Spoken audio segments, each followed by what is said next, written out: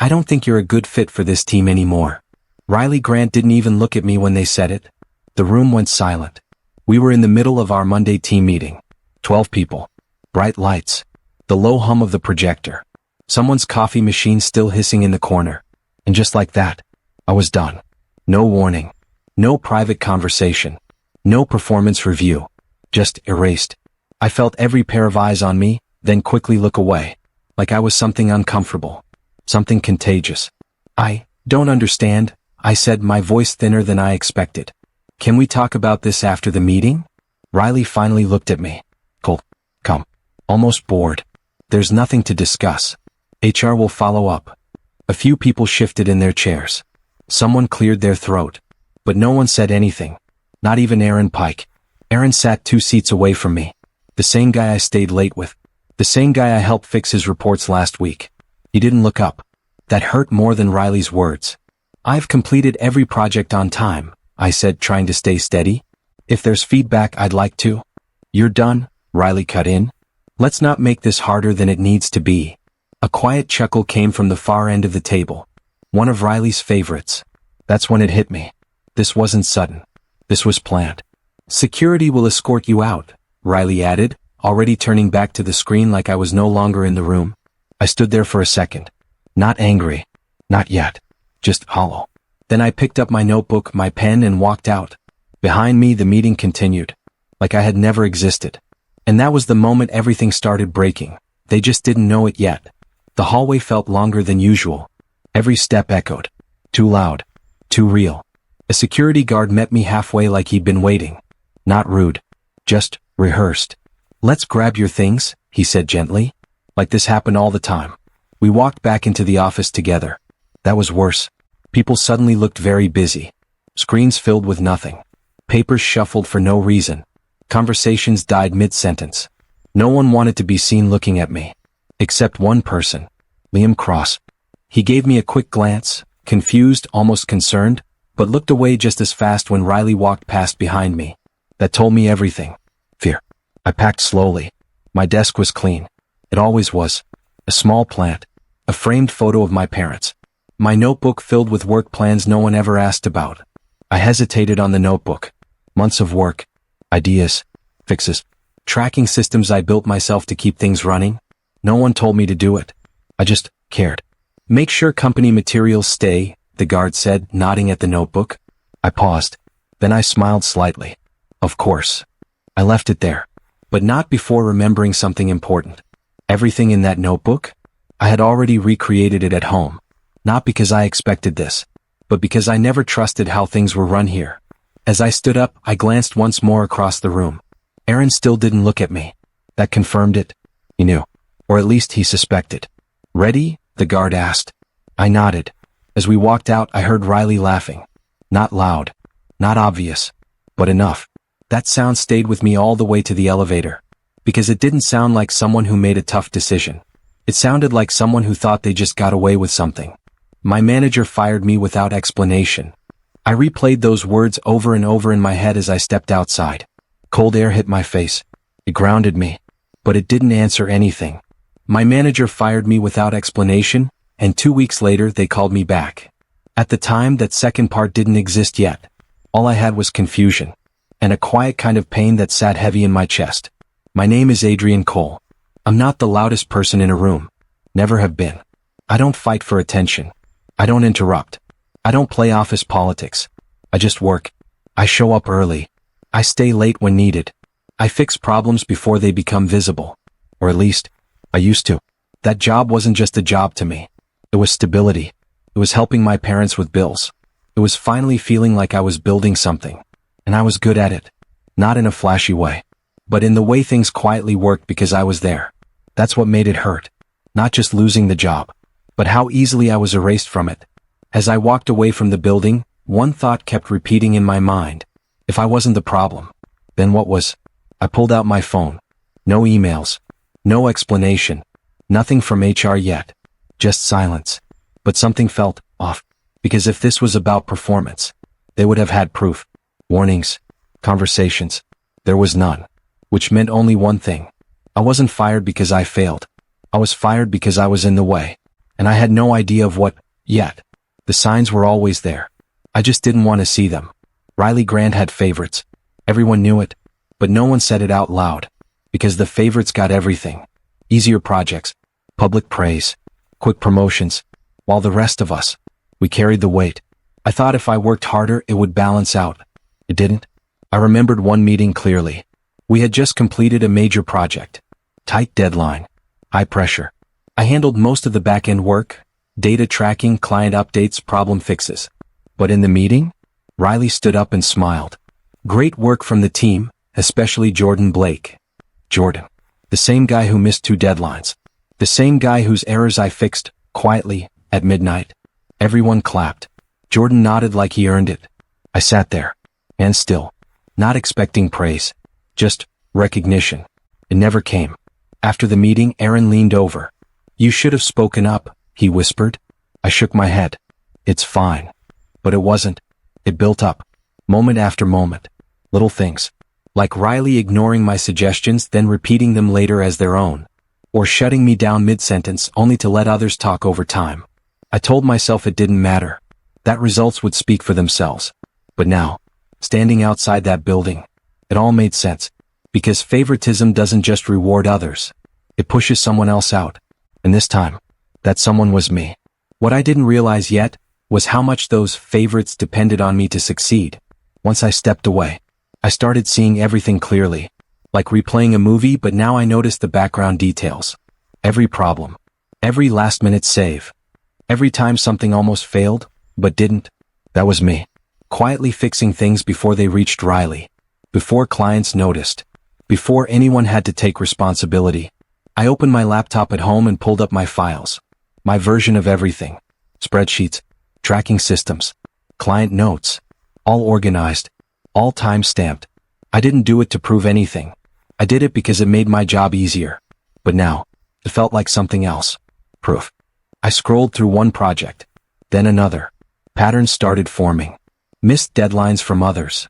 Incorrect reports. Client complaints that never escalated because I handled them first. And one thing stood out. Riley was always the last to know. Not because they were busy, but because I kept things running smoothly. Without me, that buffer was gone. I leaned back in my chair. A strange feeling settled in. Not anger. Not revenge. Clarity. For the first time, I understood my value. Not because someone told me, but because I could see it. And then my phone buzzed. A message from an unknown number. Hey, it's Liam. Things are getting messy here. I stared at the screen. Then another message came. Did you really get fired? Or did something happen? I exhaled slowly. Because whatever was happening inside that office, it had already started.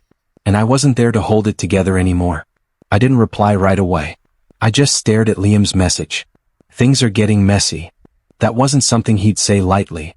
Liam wasn't dramatic. He kept his head down like me. If he noticed something, it meant it was real. I finally typed back. What's going on? 3 dots appeared instantly. Then disappeared. Then came back again. They lost the Harper account. I sat up. That wasn't small. The Harper account was one of our biggest clients. Stable. Long-term. Hard to lose. What do you mean lost? I typed.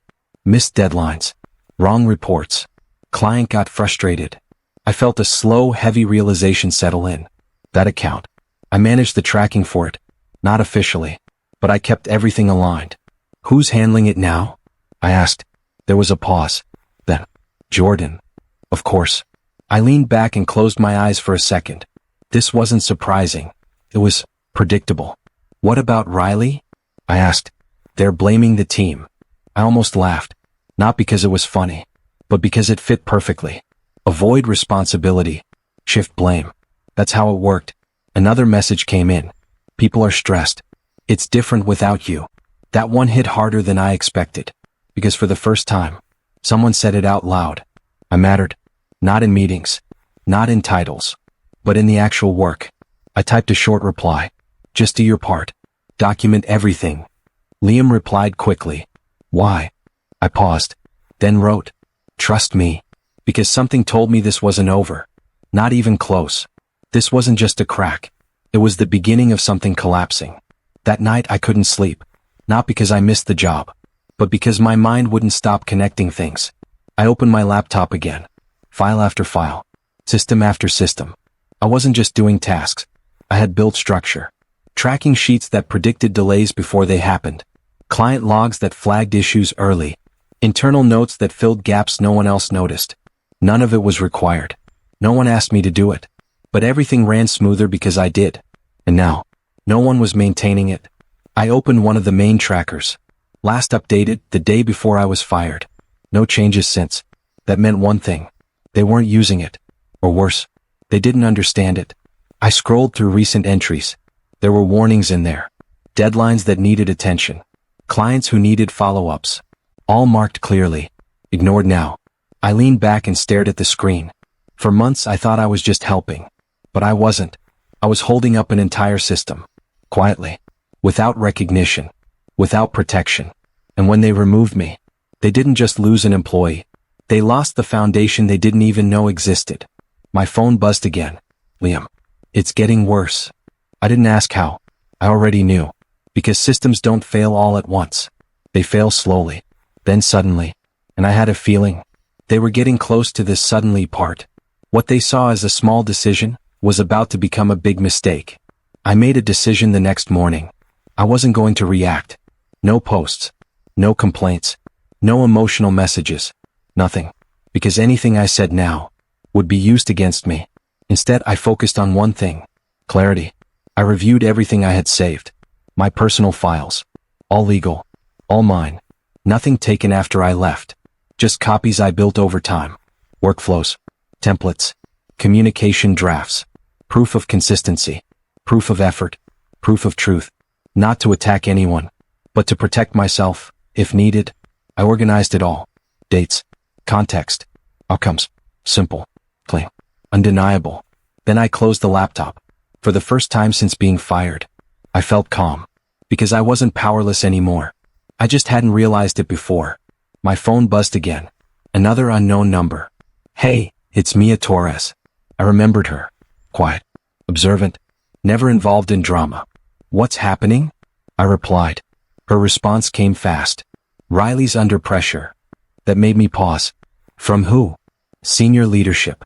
Something about reports not matching. I exhaled slowly. That was new. Internal issues becoming visible. That's not all, she added. They're asking who handled tracking before. I stared at the screen, then smiled slightly. Because for the first time, they weren't ignoring my work. They were looking for it, and they couldn't find it. Don't say anything, I typed back. Just observe. Mia replied with one word. Understood. I set my phone down, because now I knew something important. This wasn't just about me anymore. This was about something bigger unfolding. And the best move was to let it. Sometimes the strongest response is no response at all. By the third day, the messages weren't random anymore. They were consistent. Different people. Same tone. Concern. Confusion. Pressure. This time it was Aaron. I almost didn't open it, but I did. Hey, can we talk? I stared at the screen for a long time.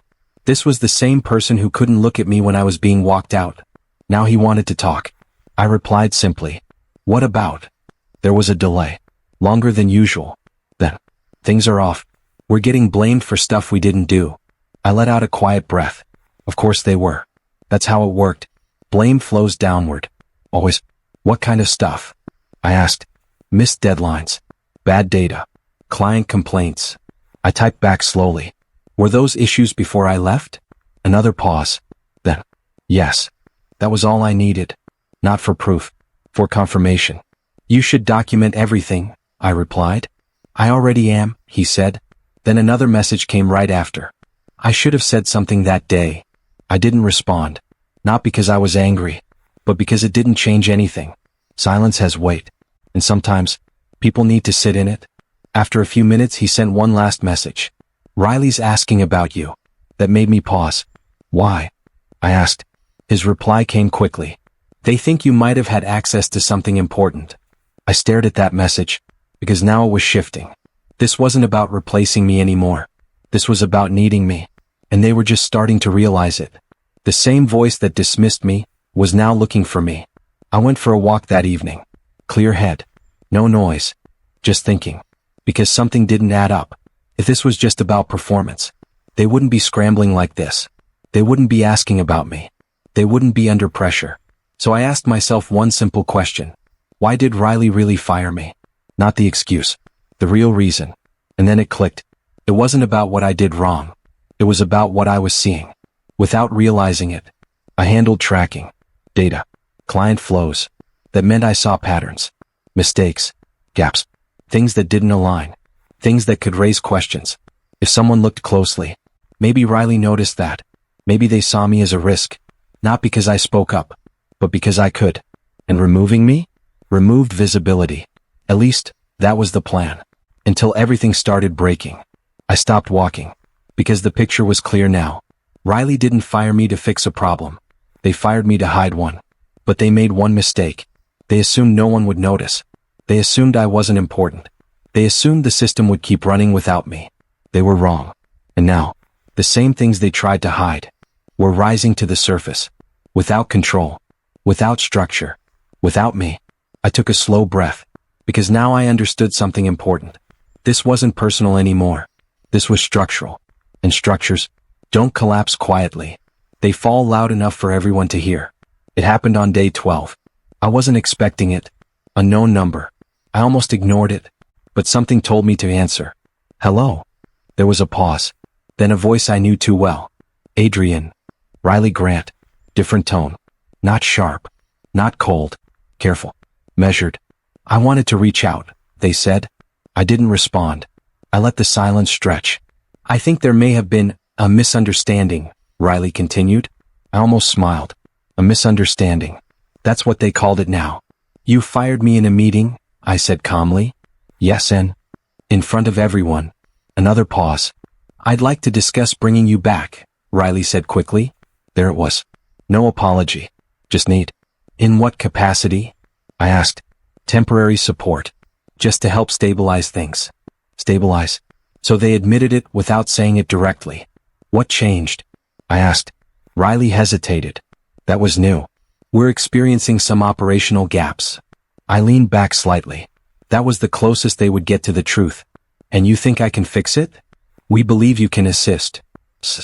Interesting word choice. I kept my voice steady. I'll think about it. Adrian, Riley said quickly, a hint of urgency slipping through. This is important. I paused, then replied. It wasn't important when I was there. Silence. Then I ended the call. Not angry. Not emotional. Just clear.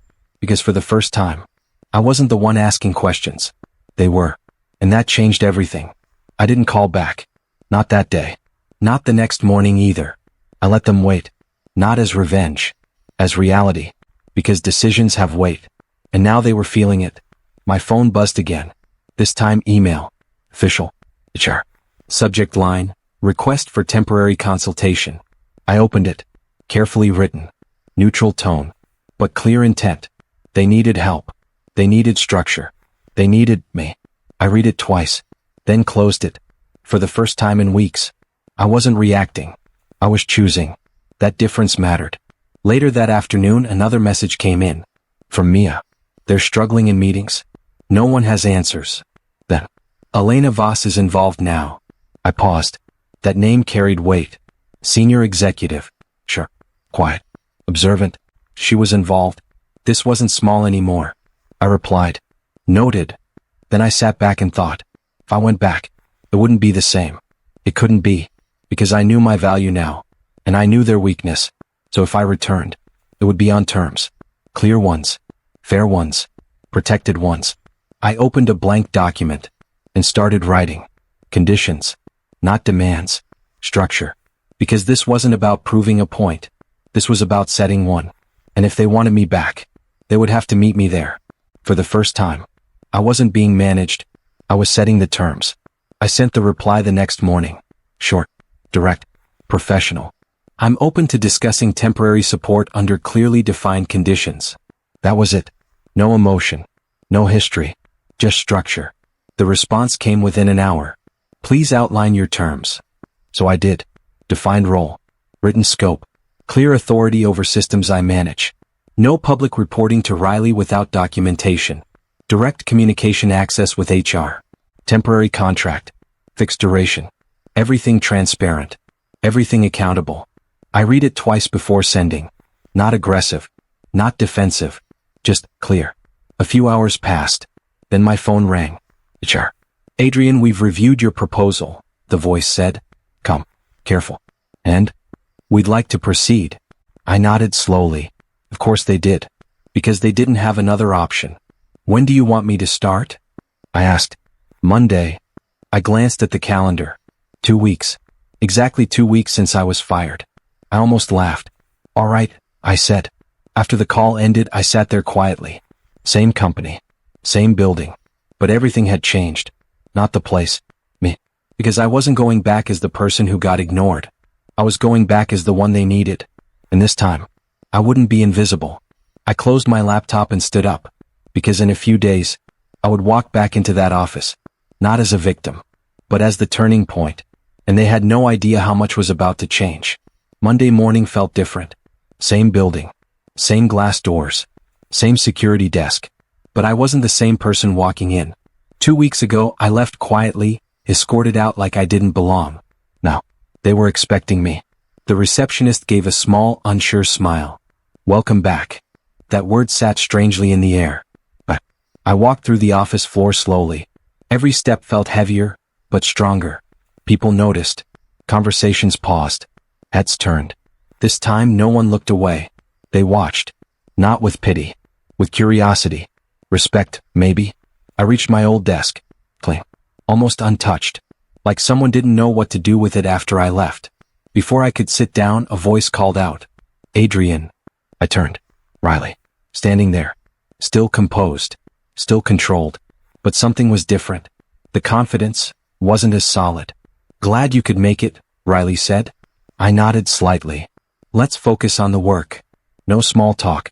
No apology. Just reality. Riley gestured toward the meeting room. We need to get things aligned. I followed. As I walked in, I noticed something else. Elena Voss. Sitting quietly at the far end of the table. Watching. Not speaking. Just observing. That told me everything. This wasn't just recovery. This was evaluation. The meeting started. Voices overlapping. Confusion everywhere. Reports didn't match. Deadlines unclear. Blame shifting constantly. I didn't interrupt. I just listened. Then finally I spoke. Stop. The room went quiet. Let's rebuild the structure first. All eyes turned to me. Even Riley's. And in that moment, the shift was complete. I wasn't the one being judged anymore. I was the one bringing order to chaos. It didn't take long to see how bad things were. It wasn't just one mistake. It was everything. Broken timelines. Missing data. Confused ownership. The Harper account wasn't the only loss. It was just the first visible one. I pulled up the system I rebuilt overnight. Clean. Simple. Structured. This is what we're using now, I said. Riley crossed their arms. We already have systems in place. I looked at them calmly. They're not working. Silence. No one argued. Because everyone knew it was true. I started assigning clear roles. Deadlines. Ownership. Accountability. No overlap. No confusion.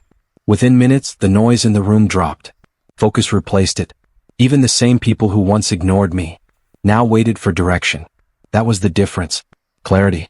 After the meeting, Liam walked up to me. I didn't realize how much you were holding together, he said quietly. I nodded. Most people don't notice structure until it's gone. He exhaled. Riley's been under pressure all week. I didn't respond because I could already see it. Emails stacking. Meetings increasing. And now, Elena Voss was here, watching everything. Later that afternoon, I reviewed more internal reports. That's when I saw it. Numbers didn't just look messy. They didn't match. Inconsistent data. Repeated errors. Decisions made on incorrect information. I leaned back slowly. Because this wasn't just mismanagement. This was deeper. And if leadership saw this clearly, there would be consequences. Real ones. I closed the file. Because now I understood something important. This wasn't about fixing the present. This was about uncovering the past. And the truth was starting to surface. I didn't rush. That was the difference between fixing and solving. Anyone could patch problems. I rebuilt systems. One step at a time. Clear data flows. Verified reports. Direct communication channels. No shortcuts. No assumptions. By midweek, things started stabilizing. Deadlines were met. Clients responded again. Even small wins felt big, because chaos had been replaced with control. But I stayed quiet. No announcements. No credit. Just work. That's when Elena approached me. Late afternoon. Office almost empty.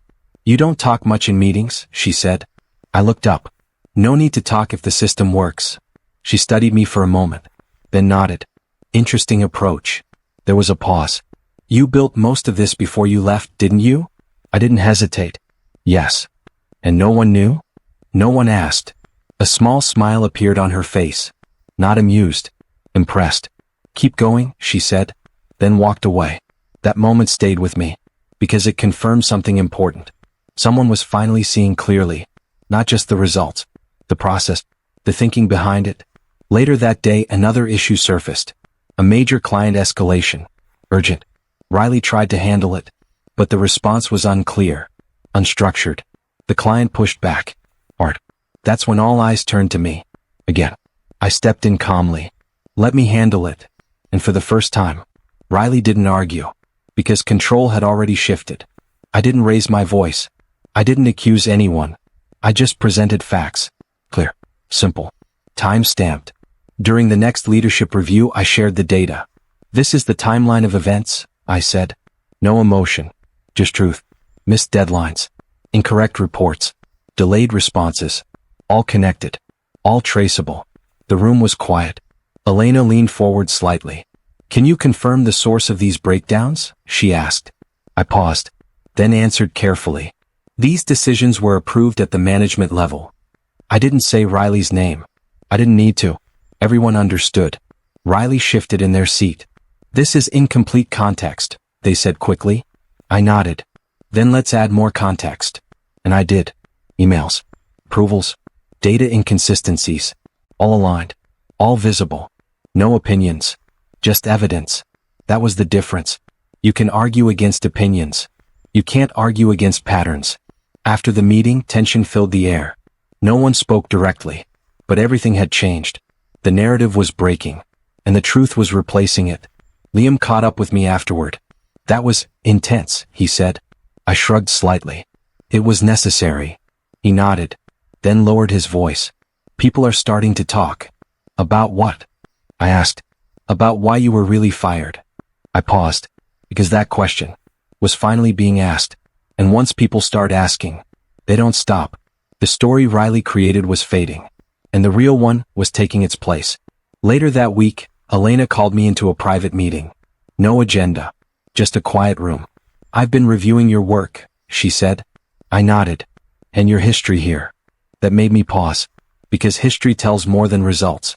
"You were consistently overlooked," she continued. "Yes." "No complaints?" "No." "Why?" I thought about it, then answered honestly. "I believed the work would speak for itself." She held my gaze for a moment. "Sometimes it does," she said, then added, "Sometimes it needs the right moment." There was a silence. Then she leaned forward slightly. "Do you know why you were really fired?" I met her eyes. "I have an idea." She nodded. "Riley was under pressure before you left." That was new. "Pressure from where?" I asked.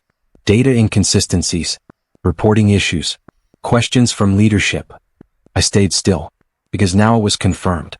"You had visibility into those systems," she said. "Yes." "And removing you removed that visibility." I exhaled slowly. Exactly what I suspected. "But it also removed control," she added.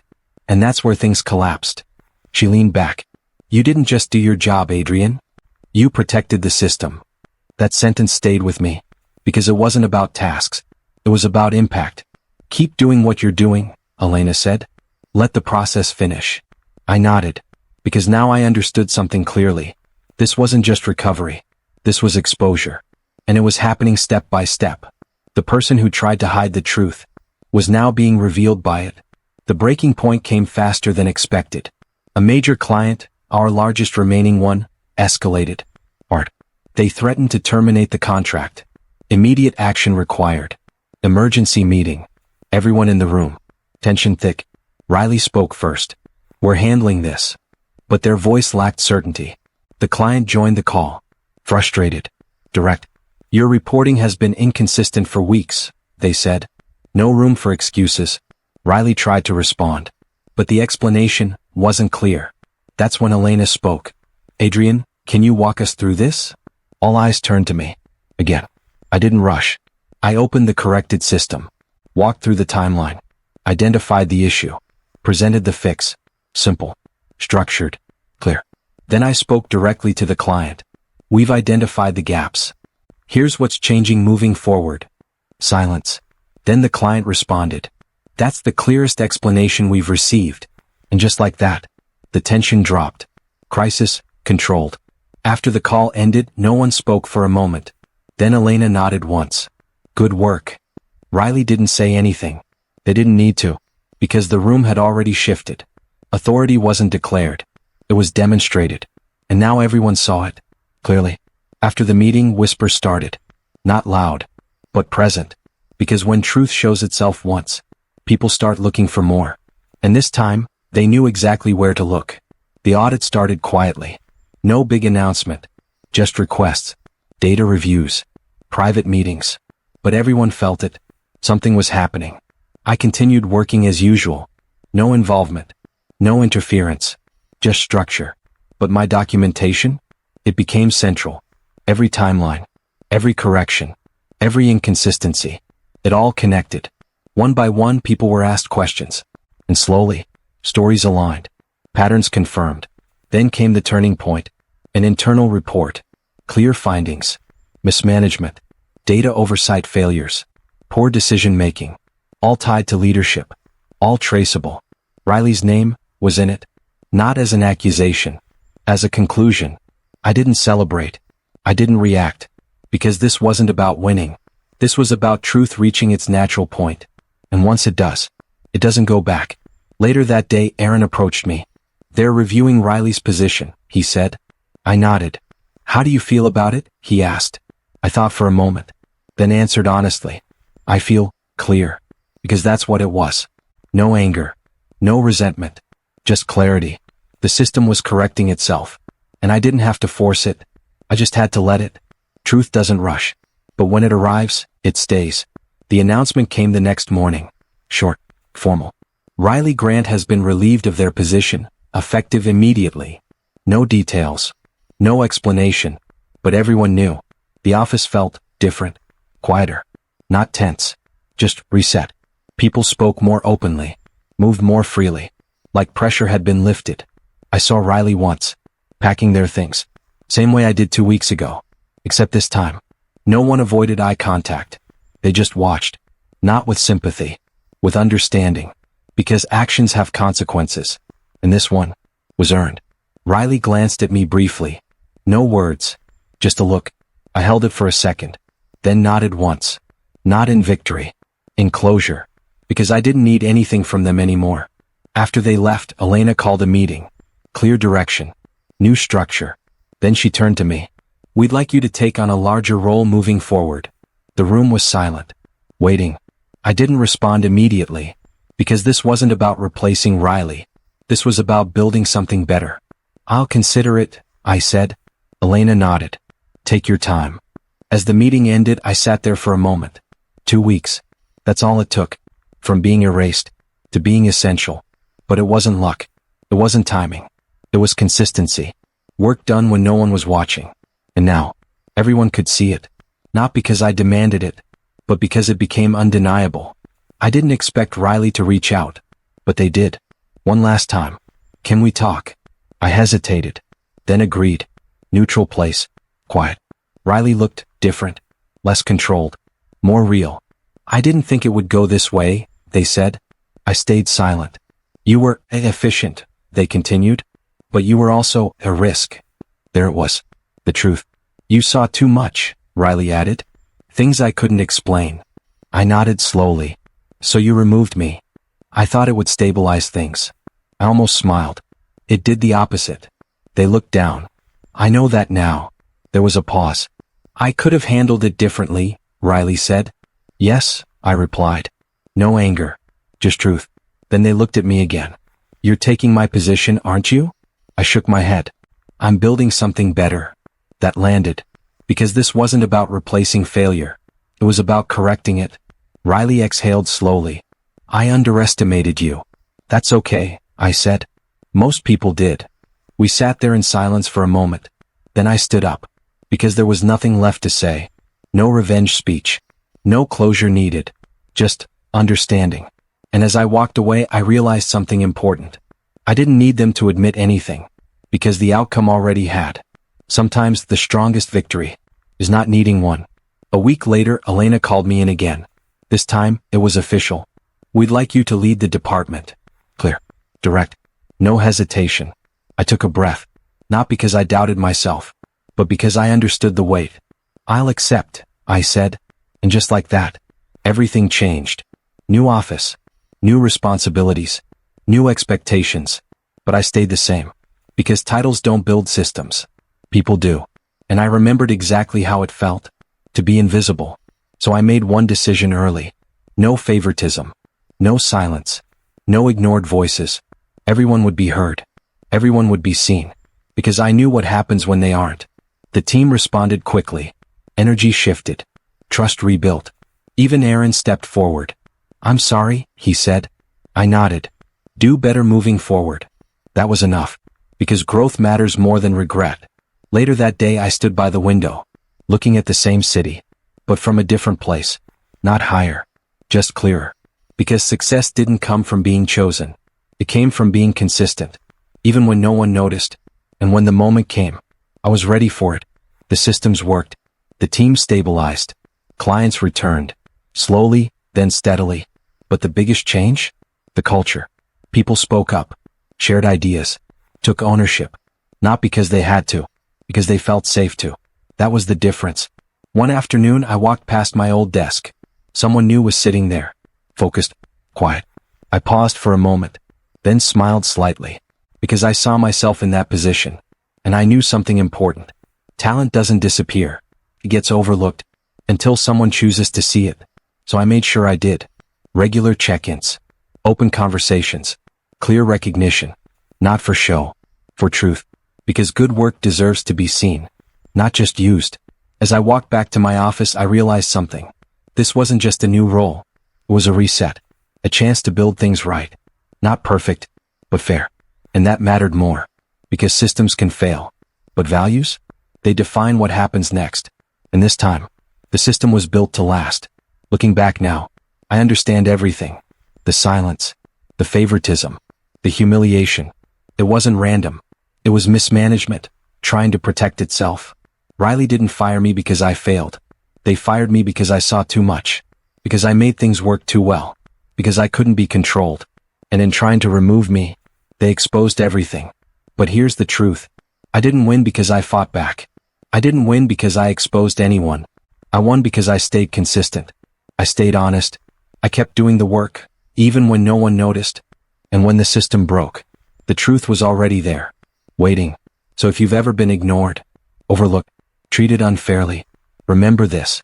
You don't need to prove your worth loudly. Build it quietly. Document it. Understand it. Because one day, the same people who overlooked you will have no choice but to recognize you. Not because you demanded it, but because it became undeniable. And when that moment comes, don't seek revenge. Seek clarity. Seek growth. Build something better. Because that's the real win. If you were in my place, what would you have done? Drop your answer below. And if this story hit you, share it with someone who needs to hear it.